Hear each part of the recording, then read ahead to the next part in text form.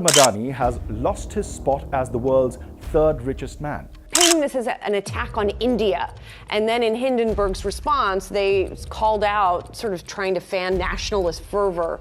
The report is a malicious combination of selective misinformation, stale, baseless, and discredited allegations that have been tested and rejected by India's highest courts. Our balance sheet is healthy and assets robust. We will continue to focus on a long-term value creation and growth. The richest man in India, Gautam Adani, was the victim of a serious allegation in a report published by American firm Hindenburg Research LLC on January 24, 2023. For this reason, the Adani group of firms incurred $65 billion in losses in just 3 days after this study was made public. You might be curious about the report's findings, but the fact that Hindenburg is so confident in it that they have openly dared Adani's legal team to sue them if they can is even more intriguing. They're prepared to defend themselves in court.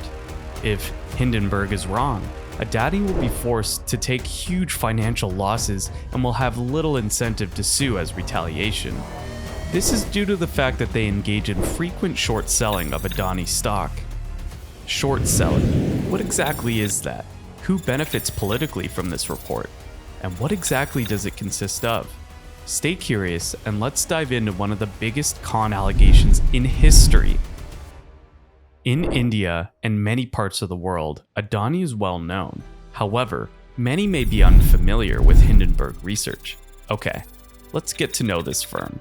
This startup was founded in 2017 by Nate Anderson.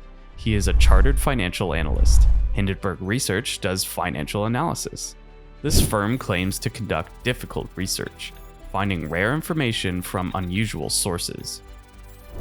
Anderson earned his international business degree from the University of Connecticut. During his early career in Israel, he served as an ambulance driver. He left for the United States soon after. His initial employment experience was in investment management. When he established the Hindenburg Research Company in 2017, he did it on purpose. The crash of the Hindenburg in 1937 is the reason the name has become so well known. The Hindenburg was a famous airship back in those days. An airship, not a plane, was flying overhead. Airships were commonplace back then, but are now a thing of the past.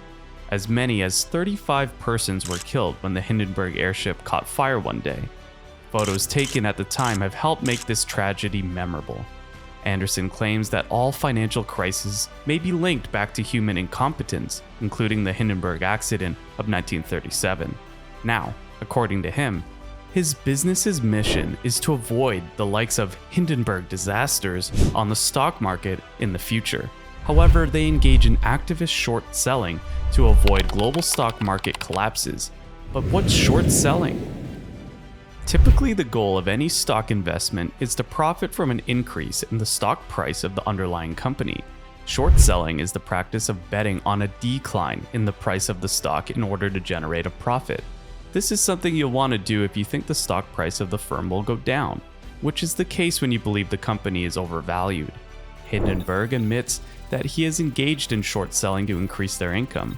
I think it's evident today that Hindenburg promises to conduct financial research in order to uncover the frauds committed by corporations, and that once a firm's fraud has been exposed, they will invest in that company via short selling.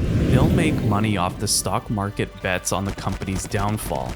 Really, that's a creative approach to making money. However, short selling is high risk because profits and losses are unlimited. If you invest $500 in Google stock with the exception that its value will rise, the worst that may happen is that your investment will be worthless and you'll lose your entire $500. Only $500 will be deducted from your account if you lose everything. Whereas, while short selling, you are betting that the stock price will go down. If, however, it grows, it can expand indefinitely, multiplying by 100%, 200%, 300%, or even 1,000% is possible. You can lose as much as $10,000 if you spend $1,000 in short selling. as much as 100,000 if the price keeps rising. Contrary to traditional stock market investing, short selling carries a higher degree of danger. With this in mind, let's examine the charges leveled against the Adani Corporation. There are 6 key public firms that make up the Adani Group. Adani Green Energy generates renewable energy. Adani Enterprises is engaged in coal mining and trading. Adani Total Gas for gas distribution. Adani Power for coal-based power generation. Adani Ports for ports. Adani Wilmar is a joint venture with Singapore's Wilmar International. The Adani Group's operations weren't as broad or varied as before very lately. They existed in Gujarat, a state in western India, but they've expanded at an exponential rate in recent years. The expansion was so swift that Adani briefly held the position of 3rd richest man in the world. His fortune is now estimated at $120 billion. More than $100 billion of this total was generated in only the last 3 years. Moreover, following the release of the Hindenburg Report, he has dropped from 1st to 4th and then to 8th, as I discovered in the course of my study for this video. Adani Group shares lost a total of $65 billion in value on the stock exchange. Let's dive in and find out what this report is about. The length of the report is 106 pages, and the title of the report was "The Largest Fraud in Corporate History." Hindenburg's study shows this research took almost 2 years. They accused Adani of several things: money laundering, stock manipulation, accounting fraud, corruption, tax evasion, and offshore shell companies. They allege 4 federal fraud investigations into Adani Group entities. In 2004, the Directorate of Revenue Intelligence detained Gautam Adani's younger brother, Rajesh, twice for forgery and tax fraud, according to this source. He became Adani Group managing director afterwards. Samir Vora, Gautam Adani's brother-in-law, was accused next. He allegedly led a diamond trading scheme. He became Adani Australia's executive director. Vinod Adani, Gautam's elder brother, is accused of money laundering and creating offshore shell businesses in numerous nations. Hindenburg found 38 Mauritius offshore shell firms owned by Vinod Adani or his accomplices, as well as other Caribbean tax haven enterprises. They found many shell corporations without websites. Some websites use images. Hindenburg claims they made many RTI filings with CEBI to determine if the offshore money was under investigation. New Liana Investment and Cyprus-based businesses allegedly own 95% of Adani Green Energy shares. Adani Green Energy shares cost this corporation $420 million. Omnicorp Incorporation Services ran it. Omnicorp allegedly helped extort $4.5 billion from Malaysian taxpayers in the 1MDB international fraud scam. Their report lists various examples. They said Gautam Adani can answer 88 questions if he did nothing wrong. Now let's see how the Adani Group replied to this revelation. The first response came on January 27th. Adani Group's myths of short seller presentation. In response, they assert stable credit ratings and that Adani Group enterprises comply with government rules. On January 25th, the Adani Group's CFO indicated that the report's timing indicates malevolent intent, that they're trying to damage Adani's reputation. The group's head legal expert warned Hindenburg with legal action on January 26th. In response, Hindenburg Research said bring it on, that they don't fear legal action. Hindenburg Research's confidence raises an issue. Why are they so confident? Their history is needed. Before this, they short-sold many companies' stocks, like Nikola, Winds Finance, Genius Brands, and China Metal Resources Utilization. Since incorporation in 2017, they've targeted 16 companies. These firms' stock was shorted. In September 2020, they accused Nikola of lying. After the revelation, Nikola's founder and executive chairman resigned. 2 years later, Nikola's shares fell by 71%. By May of 2020, Hindenburg had singled out China Metal Resources Utilization, claiming that it had engaged in a number of illegal practices. In other words, they were cons. The stock price of this corporation dropped by 90% after that. When Hindenburg wrote about Genius Brands in June of 2020, its per-share price reached $6.86. 2 months after the report's release, the price had dropped to $1.05. Hindenburg claimed fraud or deceit in these instances.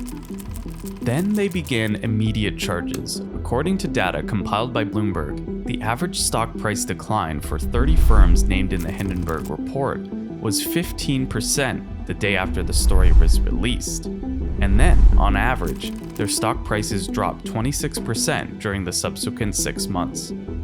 The results achieved by Hindenburg Research LLC are therefore pretty impressive.